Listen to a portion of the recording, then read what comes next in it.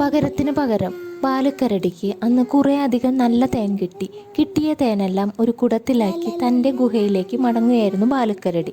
അപ്പോഴാണ് കൗശലൻ കുറുക്കൻ എതിരെ വന്നത്. ബാലുക്കരടിയുടെ കയ്യിലെ കുടം കണ്ടതും കൗശലൻ കുറുക്കന് തേൻ കുടിക്കാൻ കൊതിയായി. അവൻ ചോദിച്ചു, "കരടി ചേട്ടാ, കുറച്ച് തേൻ എനിക്ക് തരുമോ?"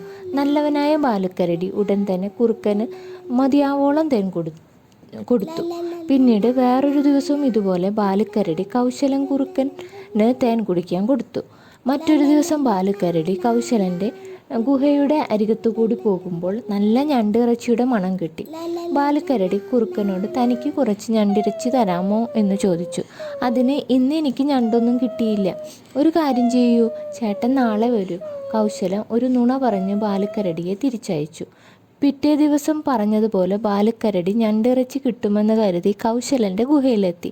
ദൂരെ നിന്ന് തന്നെ ബാലുക്കരടിക്ക് ഞണ്ടിറച്ചിയുടെ മണം കിട്ടുന്നുണ്ടായിരുന്നു. "ഓ, ചേട്ടൻ ഇത്ര നേരത്തെ വന്നുവോ? ഞാൻ ചേട്ടനെ കാണാൻ അങ്ങോട്ട് വരാനിരിക്കുകയായിരുന്നു. ഇന്നും ഞണ്ടൊന്നും കിട്ടിയില്ല," കൗശലൻ പറഞ്ഞു. "പക്ഷെ നല്ല മണമുണ്ടല്ലോ." ബാലുക്കരടി സംശയം പ്രകടിപ്പിച്ചു.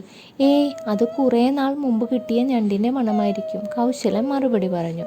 കൗശലൻ്റെ കള്ളത്തരം ബാലുക്കരടിക്ക് മനസ്സിലായി. അവനൊന്നും പറയാതെ സ്ഥലം വിട്ടു. ബാലുക്കരടിയെ വളരെ എളുപ്പത്തിൽ ഒഴിവാക്കാൻ പറ്റിയതിൽ കൗശലൻ സന്തോഷിച്ചു.